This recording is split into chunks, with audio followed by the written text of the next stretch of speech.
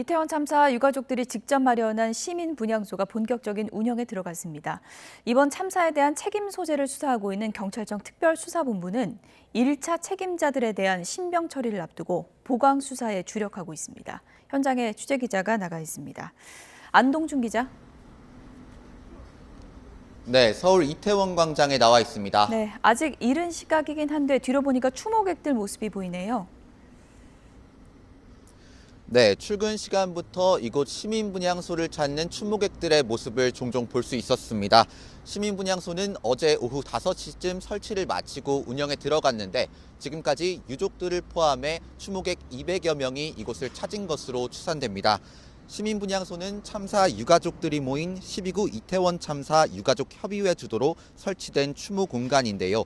참사로 목숨을 잃은 158명 가운데 유가족의 동의를 얻은 희생자 70여 명의 영정과 위패가 안치됐습니다.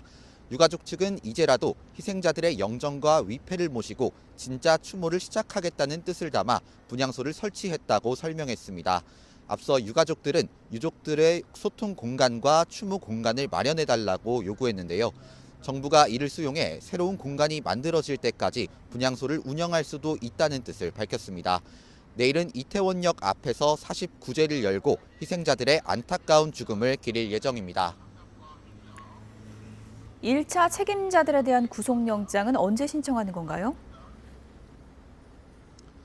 네, 경찰청 특별수사본부는 경찰과 소방, 구청 등 현장 기관 피의자에 대한 구속영장 일괄 신청을 검토한다고 밝혔는데요. 이르면 이번 주 안에는 이들의 신병 처리를 결정할 방침입니다. 구속영장이 한 차례 기각됐던 이임재 전 서울 용산경찰서장과 전 용산서 112 상황실장에 대한 영장 재신청도 이뤄집니다. 특히 이 전 서장은 참사 당일 경찰 상황보고서에 기재된 것보다 늦게 이태원 파출소에 도착한 것으로 드러났습니다. 특수본이 허위 동선이 담긴 상황보고서를 이 전 서장이 검토한 정황을 확인한 만큼 허위 공문서 작성, 행사 혐의가 추가될 전망입니다. 지난 5일 구속영장이 기각된 이후로 특수본은 주요 피의자들을 다시 부르는 등 보강 수사에 집중해 왔는데요.